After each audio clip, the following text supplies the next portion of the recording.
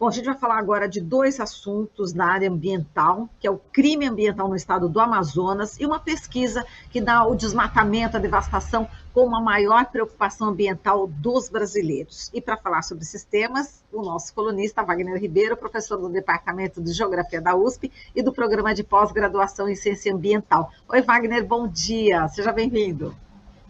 Obrigado, Marilu. Bom dia quem nos acompanha. Bom, vamos começar aqui pelo Amazonas, Wagner.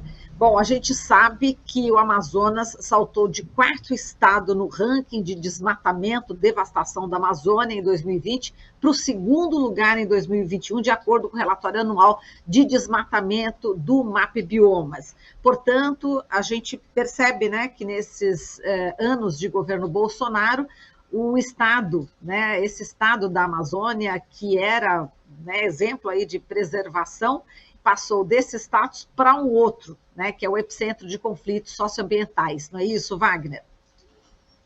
Exato, Marilu. Infelizmente, a partir da gestão do atual presidente, combinado com o Wilson Lima, né, que é o governador, a gente assiste, lamentavelmente, um aumento vertiginoso. Né? Para você ter uma ideia, só no primeiro ano, entre 2018 e 2019, houve um aumento de 104%, né, do desmatamento no estado do Amazonas. De lá para cá, esses números vêm sendo quebrados, né, praticamente todos os anos.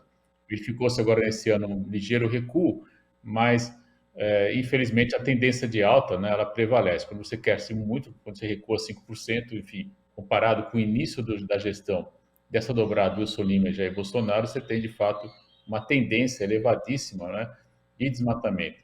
E aí com consequências muito sérias, né, Marilu? A gente sabe que o estado do Amazonas era aquele onde nós tínhamos e temos ainda, né, a maior biodiversidade da Amazônia brasileira e eu diria até da Amazônia como sistema, ecossistema na escala para além do Brasil, inclusive, né? Você tem ali na faixa mais a oeste, de fato, uma área muito bem preservada, muito bem conservada.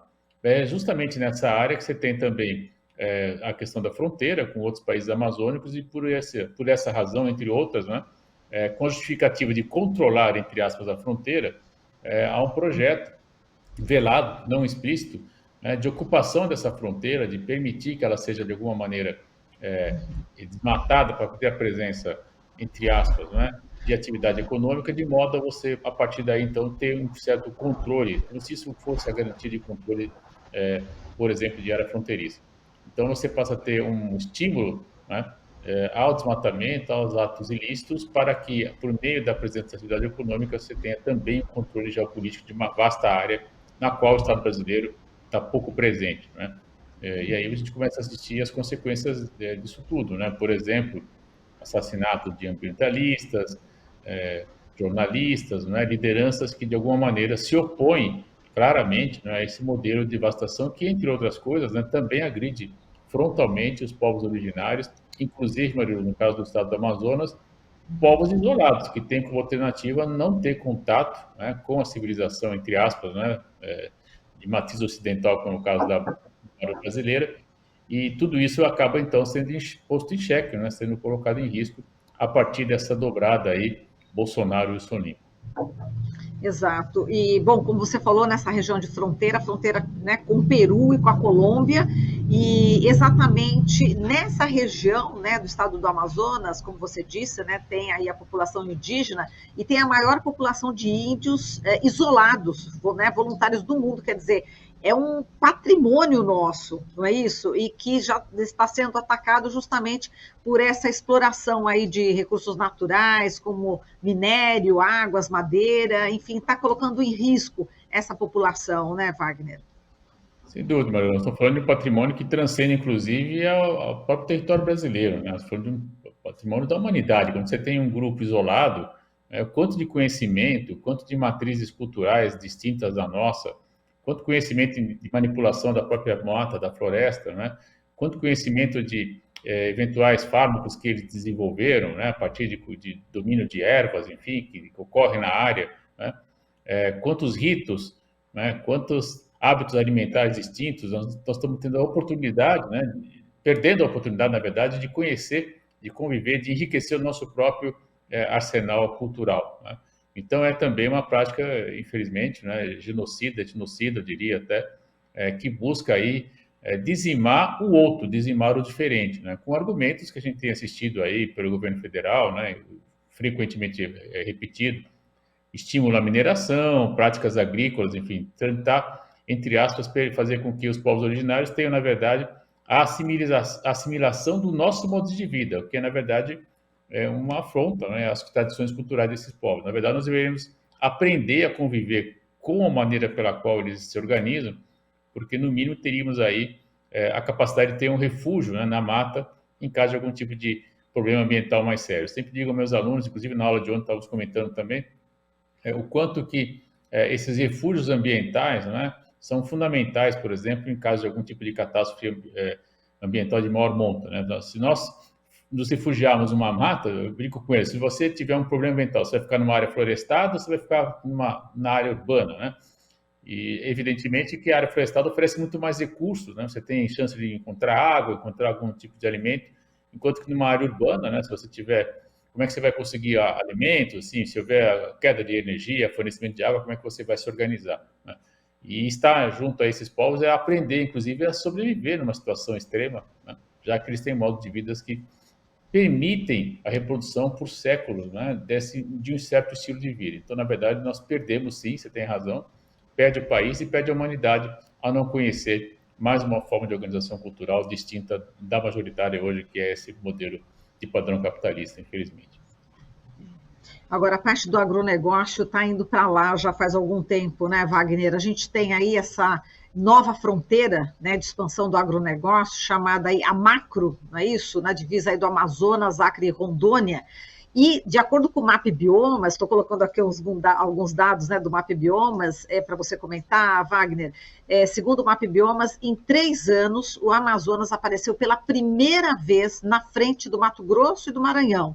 Então, atingindo também aí o 2º lugar na lista de estados que mais devastam essa região, né? Então, a gente tem aí várias cidades que tiveram altas no desmatamento. Então, essa região aí, a macro, né? Enfim, a gente já vai ouvir muito falar sobre ela, porque realmente um setor do agronegócio está indo para lá e devastou, né? Já foi para lá, já devastou, e a gente precisa ver o que vai acontecer com o próximo governo, né, Wagner, em relação a essa região. Veja, Maria Luísa, você está trazendo uma questão muito importante, fundamental, que é, na verdade, qual é a forma pela qual o país quer se inserir no século XXI no cenário das nações, né? Nós vamos manter esse modelo de exploração dos bens primários, seja a mineração, seja a produção agrícola, especialmente no caso aí soja e também pecuária, ou nós vamos buscar uma maneira de inserção no sistema internacional a partir de avanços tecnológicos que qualifiquem e agreguem valor àquilo que é produzido no Brasil. Esse é um impasse, né, que nós estamos assistindo hoje e que o novo governo espero que enfrente claramente, né, essa dificuldade. É preciso dizer, Marilu, alguns mitos, né? Ainda ontem também, desculpa retomar minha aula de ontem, mas discutimos isso ontem também com os alunos, né?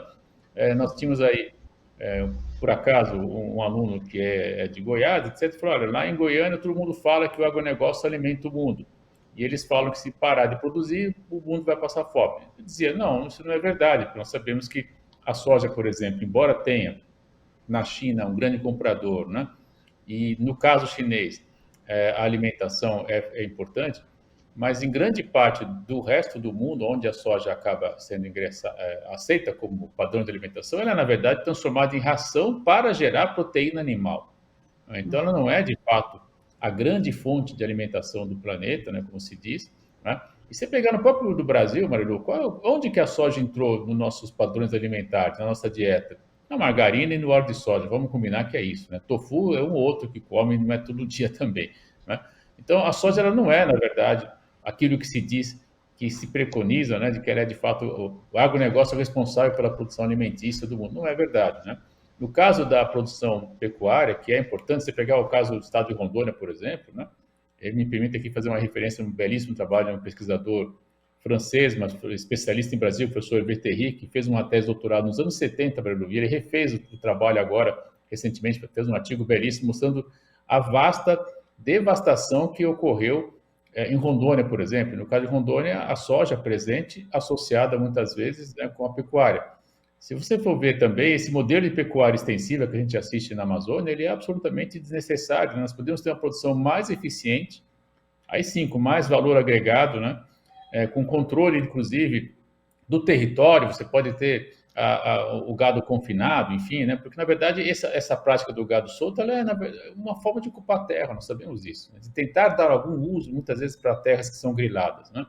Então, essa dobrada aí e a desculpa de que com isso está se alimentando o mundo não é verdade. Nós temos tecnologia para produzir, sim, para quem quer, né, proteína animal, especialmente gado bovino, a partir de uma prática, né, contemporânea muito mais avançada que a pecuária, por exemplo, intensiva, né, sem esse avanço sobre terras, né, especialmente terras que têm um enorme potencial de uso, como as que têm biodiversidade, especialmente na Amazônia. E aí, evidentemente, né, quando você tem na pecuária uma prática de expansão de terra, você tem os conflitos, né? Conflito por terra, conflito por água, conflito envolvendo as comunidades originárias, às vezes quilombolas, né? Tem também quilombolas em algumas partes dessa área que você comentou. Enfim, então nós estamos, na verdade, diante de um modelo que deve ser revisto sim, e eu espero que o novo presidente tenha coragem de enfrentar essa questão. Né? Não é uma questão simples, né? É um debate que tem que ser feito na escala nacional, e é preciso sim enfrentá-lo. Né? Nós temos que requalificar a produção agrícola no país, a produção da pecuária, que é importante, ninguém está dizendo para não produzir, mas é requalificá-la. Requalificar de que maneira? Desvinculando a produção da posse da terra. Exato. E Wagner, vou pegar um gancho aqui, você citou Rondônia, né? A gente tem o desmatamento, né, que está avançando em áreas, inclusive, protegidas por lei. Vou pegar outro dado aqui em relação também a Roraima, né, que enfrenta esse garimpo ilegal e também o avanço desordenado aí do agronegócio, para a gente já colocar o próximo tema, que é o desmatamento, sendo devastação, sendo a maior preocupação ambiental entre os brasileiros. É uma pesquisa do Globo, do IPEC, né? Então eu vou dar aqui os dados: 60% dos brasileiros consideram aí o desmatamento, a devastação, o principal problema ambiental do país. Depois, a poluição das águas, 51%, e das queimadas, 42%. E o IPEC, né, entrevistou 2.000 pessoas, né, internautas, com 16 anos ou mais, né, das classes A, B e C. Agora, parcelas, enfim, com sinal aí de escolaridade também menor, né, a gente percebe que no caso já é diferente, né? Então, vamos lá, a frequência com preocupações na realidade com a mudança climática cai para 20%, né? Aliás, 20% com o pessoal que tem mais instrução, né? Mais, enfim, escolaridade, comparadas com quem tem apenas o ensino fundamental, que é 14%. Então, a gente vê aí a questão também da educação como um ponto central para a conscientização aqui da preservação do meio ambiente, né, Wagner? Sem dúvida, Marilu. Veja, você está trazendo aí uma questão muito importante, né? Por que o desmatamento, enfim, ele aparece com grande evidência? Porque a grande imprensa não consegue mais esconder, né? E nós estamos assistindo às consequências do desmatamento em diversas escalas, como a gente costuma dizer, para muito além de onde ele ocorre, né? Recentemente chegou de novo a fumaça, né, das queimadas da Amazônia, portanto, tem por causa do primeiro desmatamento, até na Argentina, né? E alguns anos atrás, 2018, chegou em São Paulo, 3 da tarde, ficou escuro porque veio fumaça da Amazônia. Então, isso me parece uma evidência muito frisada, repetida, né? A gente mesmo aqui com muita frequência fala desse problema, que acho que quanto mais falarmos, melhor, né? Mas você tem razão, quer dizer, temas mais complexos, como entender as mudanças climáticas e as consequências que elas trazem, né, estão associadas a maior escolaridade por uma razão muito objetiva. Quer dizer, você tem que ter, na verdade, uma projeção para os anos vindouros, né? Falar de mudança climática, Marilu, a gente está falando aí de projetar 50, 100 anos, né? E evidentemente que, lamentavelmente, muitas vezes ainda, infelizmente, as pessoas de menor escolaridade são também as que têm menor renda. E ao ter menor renda, o indivíduo não consegue, muitas vezes, infelizmente, sequer ter aí uma projeção de como ele vai organizar a vida dele para os próximos anos, que dirá para 50, 100 anos, né?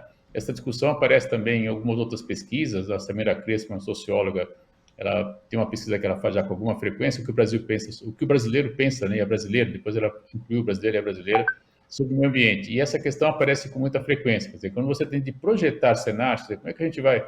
Um indivíduo que muitas vezes não está conseguindo fazer as 3 refeições do dia, se perguntar para ele o que ele vai acontecer para ver ele daqui a 50, 100 anos, ele vai olhar para você e dizer, como assim, né? Eu estou pensando no dia de amanhã, em comer, você está falando que eu tenho que projetar minha vida para 50, 100 anos, né?